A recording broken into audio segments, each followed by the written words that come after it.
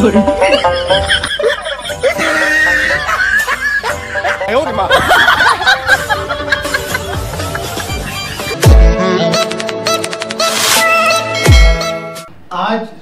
बुधवार को देश के एक जाने माने प्रख्यात व्यंग्यकार, साहित्यकार और वरिष्ठ पत्रकार श्री प्रतुल श्रीवास्तव जी का व्यंग्य आप सबके सामने प्रस्तुत है।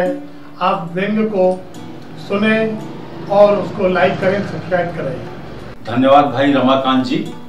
और आज मुझे आप प्रस्तुत कर रहे हैं और ये चैनल जो आपने बनाया है व्यंगम का, निश्चित रूप से ये ऐसे लोगों द्वारा पसंद किया जाएगा और हमारे संस्कारधानी के व्यंग्यकारों की बात दूर दूर तक पहुँचेगी।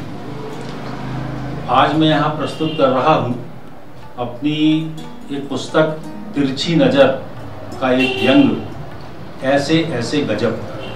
बात कविता की होती तो उसे स्मरण के माध्यम से सीधे सीधे बैठ के मैं सुना सकता हूँ, लेकिन ये व्यंग्य है और इसको पढ़ना पड़ेगा। तो लीजिए, ऐसे ऐसे गजब। दरवाजा खटखटाने के तरीके से समझ में आ गया कि वर्मा जी का आगमन हुआ है।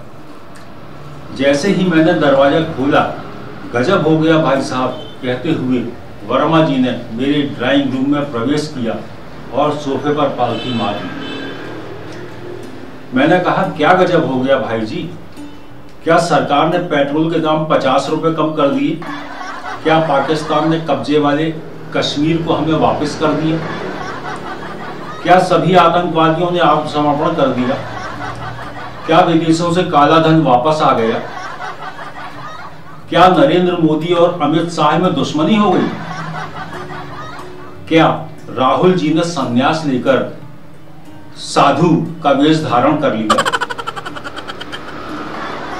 क्या देश से आरक्षण समाप्त हो गया अथवा धर्म का कोई ठेकेदार बाबा या किसी बड़े नेता के समलैंगिक संबंध उजागर हो गए?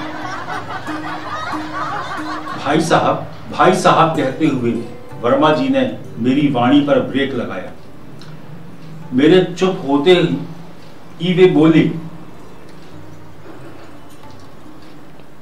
बड़े भाई, जैसा आप कह रहे हैं वैसा कुछ भी नहीं हुआ। यदि ऐसा कुछ भी नहीं हुआ तो फिर क्या गजब हो गया? वे बोले, भाई साहब, आपकी गजब बातों ने मुझे मेरा गजब भुला दिया। अब तो आप मुझे चाय पिलाइए और अपनी नेतागिरी पकाने के लिए आगे के हथकंडे मुझे बताइए। मैंने कहा, भाई जी, चाय भी मुझसे पीना चाहते हो, हथकंडे भी मुझसे लेना चाहते हो, यह गजब नहीं है क्या? वर्मा जी ने ठहाका लगाते हुए बोला, भाई साहब, आपकी तो हर बात गजब होती है। आपके बताए अनुसार मैंने चरण स्पर्श की कला और अभिनय के साथ पूरे विश्वास से झूठ बोलना सीख लिया है। अब आगे का पाठ पढ़ाएं। मैंने कहा, भाई जी, ज्ञान हमारे चारों ओर बिखरा पड़ा है, बस हमें अपने आंख कान खुले रखना चाहिए। अच्छा बताएं, पंडित जवाहरलाल नेहरू कौन थे? मेरे प्रश्न पर उन्होंने छत की ओर देखते हुए कुछ देर सोचा, फिर बोले, भाई साहब, नेहरू जी हमारे देश के राष्ट्रपति थे। उनके जवाब से मैं चौंका। मैंने कहा, क्या गजब कर रहे हो भाई? जवाहरलाल नेहरू राष्ट्रपति नहीं, हमारे देश के प्रधानमंत्री थे। वर्मा जी बेशर्मी से हंसे, बोले, भाई साहब माफ करें, एक कैटेगरी आगे बोल गया। मैंने कहा, वर्मा जी कोई बात नहीं, हमारे देश में आपके जैसे नेताओं की कमी नहीं है। कई नेताओं को तो राष्ट्रगीत तक याद नहीं। वर्मा जी ने मेरी वाणी को ब्रेक लगाया। बोले, भाई साहब, वो चुनाव जीतने के हथकंडे तो बताएं।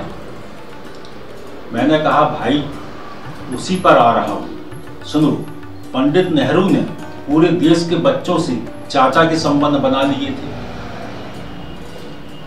जयललिता पूरे देश की अम्मा हो गई थी। जैसे मायावती बहन जी और हमारे शिवराज सिंह ने अपना ढोल प्रदेश भर में बहनों के भाई, बहनोइयों के साले और बच्चों के मामा के रूप में दिया,